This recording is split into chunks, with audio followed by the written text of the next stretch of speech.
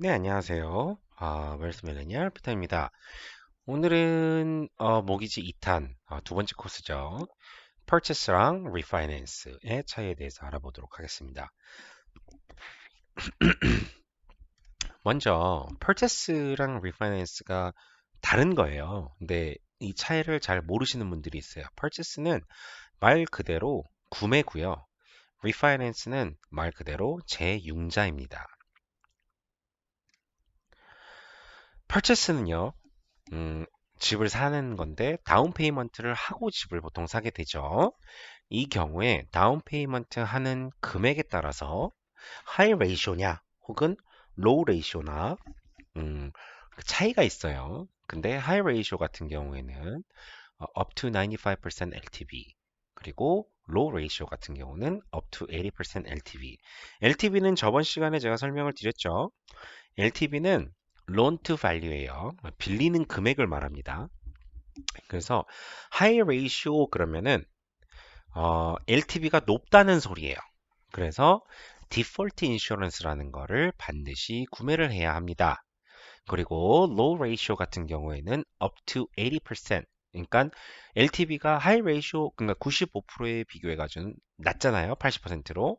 그리고 low ratio 같은 경우에는 인슈런스가 필요 없는 걸 보고 low ratio라고 보통 이야기를 합니다. 이 말이 뭐냐면 high ratio는 다운 페이먼트를 5%부터 할 수 있는 모기지를 뜻합니다. low ratio는요. 다운 페이먼트가 최소한 20%는 돼야 한다라고 생각하시면 됩니다. 이 디폴트 인슈런스라는 거를 제가 설명을 좀 드릴 건데 디폴트 인슈런스는요. 다운 페이먼트를 얼마를 하냐에 따라 가지고 이 인슈런스 레이트이 틀려요. 인슈런스 레이트는요. 어, 본인이 받는 모기지에 플러스 알파를 내야 되는 거예요. 그래서 이거는 하이 레이쇼일 경우에는 필수입니다. 이게 없으면은 이 보험을 들지 않는다 그러면은 하이 레이쇼로 모기지를 받을 수가 없어요. 그럼 다운 페이먼트를 20%를 못하는 상황이면은 반드시 보험을 들어야 됩니다. 또한 애머타이제이션이라고 이제 몇 년에 걸쳐서 갚는다 뭐 이런 게 있잖아요. 다운 페이먼트를 20%를 다운을 하면은 애머타이제이션이 현재 30년까지 최장 30년까지 됩니다. 하지만 low ratio high ratio 죄송합니다. low ratio일 경우에는 애머타이제이션이 30년까지 되지만 high ratio일 경우에는 애머타이제이션이 맥시멈은 25년입니다. 그러면 생각을 해보세요.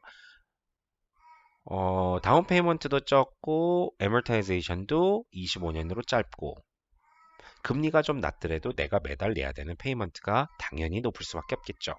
플러스 디폴트 인슈런스까지 구매를 해야 되기 때문에 내가 내는 모기지 금액이 굉장히 많아집니다. 랜딩 가이드라인조차도 틀려요. 하이 레이쇼랑 로우 레이쇼랑 은행이 돈을 빌려주는 가이드라인 자체가 틀립니다. 왜냐?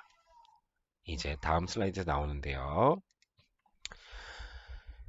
하이 레이쇼일 같은 경우에는 가이드라인이 정말 픽스해요. 그래서 GDS 39%, TDS 44% 이걸 동시에 충족을 시키고 그 어떤 것도 넘을 수가 없습니다. 그리고 디폴트 인슈런스를 프로바이드 해주는 회사가 세 군데가 지금 현재 캐나다에 있는데요.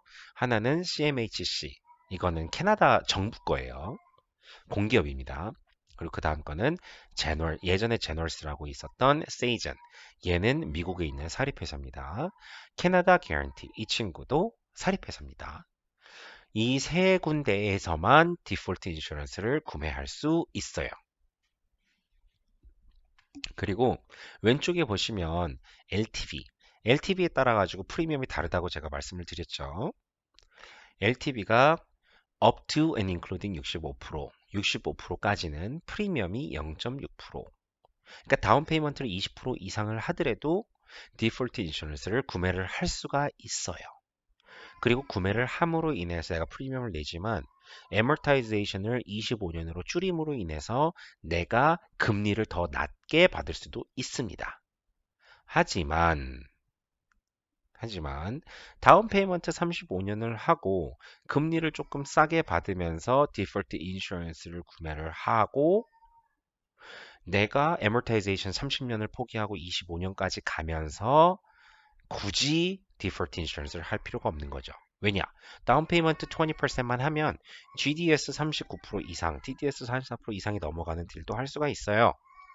그렇기 때문에 굳이 내가 돈을 더 내고 할 이유가 없는 거죠. 그래서 보통 디폴트 인슈런스 거의 99.9%의 디폴트 인슈런스를 구매를 하시는 분들은 하이 레이쇼고 이거에 대한 해당 사항은 여기 2.8%부터 밑에입니다. 2.8%, 3.1%, 4%. 이거는 론의 밸류에 따라서 프리미엄이 달라져요. 예를 들자면 내가 모기지를 10만 불을 받아요. 모기지를 10만 불을 받는데 다운 페이먼트가 그러니까 LTV가 뭐 80 몇이다. 그러면은 2.8%, 10만 불에 2.8%를 추가로 프리미엄을 내야 되는 거고요. LTV가 90%다. 그러면은 3.1%를 추가로 내야 되는 거고 LTV가 90에서 95 사이면은 4%를 프리미엄으로 지급해야 합니다. 이 이야기는 실질적으로 보세요. 내가 100만 불의 모기지가 필요하다고 했을 때 이 4%는 4만 불입니다. 얼마 안 되죠? 우리가 생각할 때 100만 불의 모기지가 필요하면 4만 불이면은 나쁘지 않아. 100만 불에 사면 나쁘지 않아. 근데 100만 불의 모기지를 받기 위해서 다운 페이먼트 들어가는 비용이 5%라고 생각을 하면은 한 5, 6만 불 돼요. 한 6만 불 정도 될 거야. 그러면 내 다운 페이먼트만큼이 인슈런스 프리미엄으로 내지는 거잖아요. 그러니까 집을 거의 100%다 빚으로 사는 거예요. 그렇게 따지면 비싸지죠. 그리고 그 오른쪽에 Premium on Increase on Loan Amount for Portability라는 게 있어요. 이게 뭐냐면 내가 추후에 집을 그러니까 A라는 곳에서 B라는 곳으로 이사를 갈 때 프리미엄을 추가되는 금액에 더 붙입니다. 그러니까 예를 들어서 내가 기존에 50만 불짜리 모기지가 있었어요. 근데 추가로 더 보험을 사야 되는 경우, 그러니까 다운 페이먼트가 20%가 안 된다는 소리예요. 100만 불짜리 집을 5만 불 다운하고 샀는데 사고 보니까 어 옆에 집으로 이사를 가야 돼. 근데 집값이 똑같이 100만 불이야. 이럴 경우에 나는 이제 사고 팔고 하면서 익스펜스가 드러나니까 그거를 다 이제 더하겠죠. 그리고 나서 프리미엄은 increase in loan amount. loan amount가 기존에 95만 불이 있던 거에서 100만 불로 늘려서 신청을 해야 돼. 이런 경우가 발생을 하면 추가되는 5만 불에 대해서 6.3%를 더합니다. 그리고 만약에 레이쇼가 이렇게 된다, LTV가 이렇게 된다 그러면 거기에 맞춰서 요 프리미엄을 추가되는 모기지에 붙입니다. 이게 어떻게 보면은 아예 모기지 자체를 다 깨버리고 새로 받는 게 더 나을 수도 있어요. 하지만 거의 대부분의 경우가 금리가 좋은 경우가 많기 때문에 프리미엄 인크리즈 런 어마운트 포터빌리티 이사를 갈 때 추가된 금액만 여기 6.3%, 뭐 6. 얼마 이렇게 해가지고 가는 편입니다. 이 계산법은 컴퓨터가 다 해줘요. 컴퓨터가 다 해주는데 어, 그러니까 컴퓨터가 다 해주는데 알고 있어야 돼. 이 퍼센티지를 외울 것까지는 없어요. 그냥 이 정도 된다라는 것만 알고 계시고 왜 이 이야기를 하냐면 모기지를 계산을 할 때 이 하이 레이쇼냐 로우 레이쇼냐에 따라 가지고 GDS, TDS 어마운트, 그러니까 퍼센티지가 틀려집니다. 그래서 이 부분에 있어서는 이런 게 있다. 그래서 고객분이 하이 레이쇼를 할지 로우 레이쇼를 할지 둘 중에 하나를 선택해야 되는 시간이 있다면, 그러니까 선택을 할 수 있는 조건이 된다면 프리미엄 퍼센테이지까지 생각을 해보시고 어떤 게 더 좋을지 조언이 가능한 정도로 만드는 게 저희 모기지 에이전트가 하는 일이죠. 자, 로우 레이쇼에 대해서 이야기를 해볼게요. 로우 레이쇼가 뭐냐? 아까도 말씀드렸다시피 다운 페이먼트가 20% 이상이 되는 경우에 로우 레이쇼라고 합니다. LTV가 80% 이하가 되는 거죠. A랜더 같은 경우에는 로우 레이쇼도 39% GDS, 44% TDS라고 말은 합니다. 하지만 다운 페이먼트가 하이 레이쇼만큼 뭐 5%, 10% 하는 게 아니라 20%, 집값의 20%를 다운 페이먼트로 주는 거기 때문에 은행에서는 GDS, TDS를 더 높게 인정을 해줍니다. 막말로 GDS, TDS를 더 받을 수 있고 어 저기 뭐야 애머타이제이션을 5년 늘린다면 내가 받을 수 있는 모기지 금액이 최소 10만에서 15만 그러니까 좀 많은 경우는 20만까지도 올라가는 걸 제가 봤어요. 이럴 경우에 모기지 에이전트들은요, 이 고객의 상황에, 각자 상황에 따라 가지고 어디 은행에 가는 게 좋은지를 생각을 해야 돼요. 예를 들어서요. 예를 들어서 고객이 TD에 갔는데 TD에서 오케이, 우리는 39% GDS, 44% TDS밖에 안 돼요. 무조건 안 된대. 근데 고객님이 오삽도 있고 차도 있고 뭐도 있고 그거를 페이오프를 할 수가 없는 상황이야. 무조건 들고 가야 돼. 그러면 TD에서는 안 돼요. TD에서는 TDS가 넘어가. GDS 집을 사는데 집의 비용 39%가 들어온다고 해도 그 외에 다른 대치 많아가지고 TD가 안 들어오는 경우에는 밑에 보시면 KB 하나 같은 경우는 45, 50, 신한 같은 경우에는 40, 50 이렇게 돼 있으면 오케이. TDS가 50까지 되는 곳으로 찾아서 신한은행이나 하나은행으로 들어가는 거죠. 이런 식으로 랜덤마다 GDS, TDS 리밋이 다 틀리기 때문에 에이전트, 모기지 에이전트인 나는 그 고객의 상황에 맞는 랜더가 누구인지를 찾아서 그 랜더를 통해서 모기지를 받아주는 게 직업입니다. 그런 식으로 하는 거예요. 그리고 그 밑에 뭐 KB 하나 45, 50, 신한 40, 50 이렇게 적어놨는데 A랜더에서 39, 44라고 정해놓은 건 약간 그때그때 경제 상황에 따라서 좀 틀려요. 어떨 때는 뭐 시중은행에서 GDS 44까지 해줄게, TDS 44까지 해줄게 이럴 때도 있고요. 어떨 때는요, GDS 44, TDS 48까지 해줄게 이럴 때도 있어요. 경제 상황에 따라서. 근데 지금 같은 경우 금리가 올라가고 있고 사람들의 빚이 늘어나고 있는 빚이 너무 커가지고 문제인 시점에서는 GDS, TDS, A랜더가 칼같이 지킵니다. 익셉션을 안 줘요. 그렇기 때문에 이거는 그때그때 경제 상황에 따라 틀리다는 거 알아두시고요. 그 다음 이제 리파이낸스라는 게 있어요. 아까 여기까지 이제 purchase를 이야기를 했고 리파이낸스 같은 경우는 앞에서 말한 purchase를 전부 다 포용합니다. 전부 다 포용해요. 전부 다 포용을 하고 플러스 두 가지 용어를 기억을 해야 되는데요. new purchase냐 refinance냐에 따른 restriction이 refinance는 있는 편이에요. new purchase는 그냥 있는 집을 사는 거니까 감정가만 그 정도 나오면은 그냥 다 살 수 있어요. 뭐 쓰러져 가는 집을 사든 뭐 어디 킹스ton에 있든 집을 사든 어디에 있는 집을 사든 상관이 없어요. 다운 페이먼트 넣고 감정가가 그렇게 나온다면. 하지만 리파이낸스의 경우는요. 크게 두 가지를 이야기를 하는데요. 하나는 컨솔리데이션, 또 하나는 에퀴티 테이크아웃을 이야기를 합니다. 컨솔리데이션은 어떤 거를 이야기하냐면 내가 빚이 많아요. 뭐 신용카드 빚도 있고 라인 업 크레딧 빚도 있고 뭐 핸드폰 사가지고 그것도 할부를 했고 뭐도 했고 막 많다 보니까 나가는 먼슬리 페이먼트가 너무 많은 거야.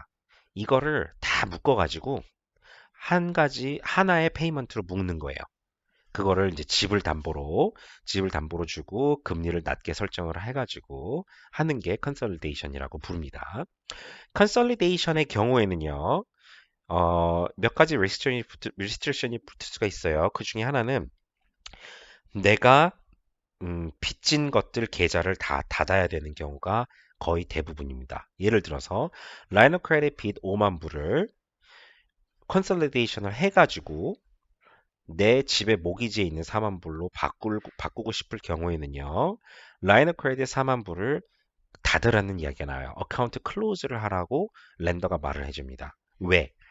컨시더레이션 하고 그냥 라인 업 크레딧 또 써버리면은 컨시더레이션을 해준 의미가 없잖아요. 그럼 렌더 입장에서는 리스크가 줄어들지 않아요. 오히려 늘었잖아요. 빚을 더 많이 줬으니까. 그래서 컨시더레이션 할 때는 이런 리스트릭션이 붙어요. 그 중에 하나예요. 여러 가지 리스트릭션 중에 하나예요. 그리고 에퀴티 테이크아웃 같은 경우에는 어, 집이 있는 상태에서 빚이 없어요. 뭐 컨설레이션 할 빚이 없어. 근데 그냥 뭐 투자를 하기 위해서 뭘 하기 위해서 집에서 돈을 좀 빼고 싶어. 이제 그런 거를 에퀴티 테이크아웃이라고 불러요. 이 두 개 다 리파이낸스 안에 들어가는 소제목이에요. 소부제, 예, 그거예요.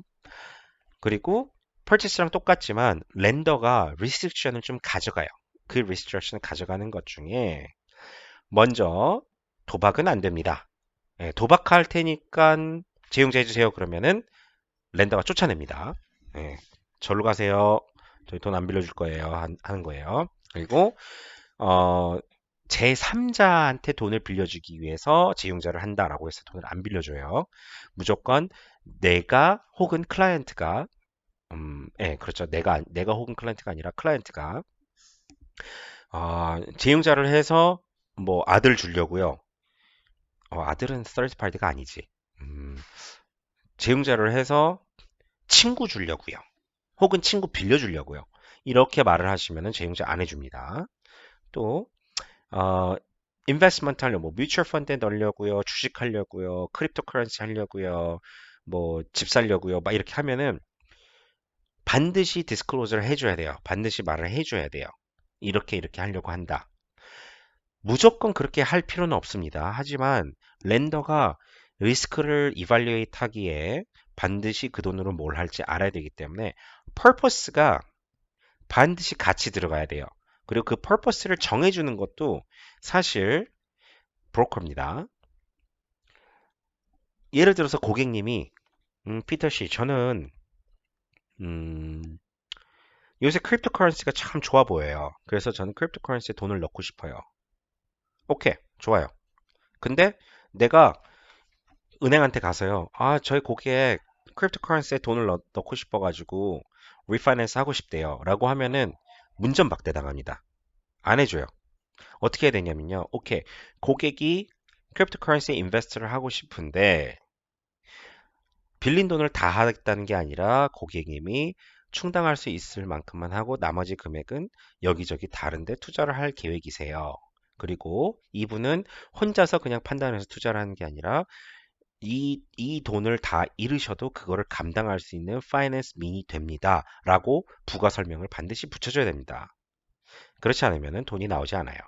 그리고 any other restrictions placed by individual lenders. other 렌더들이 뭐 이거 안 돼, 저거 안 돼. 다 틀려요. 은행마다 다 틀려요. 그런 restriction이 있어요. 그게 있으면은 반드시 내가 가이드라인을 읽고 되는지 안 되는지 설명을 은행한테 렌더한테 해줘야 됩니다.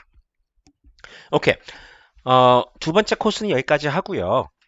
그리고 저는 다음 시간에 또 뵙도록 하겠습니다. 시청해주셔서 감사드리고 다음 주에 만나요. 안녕히 계십시오.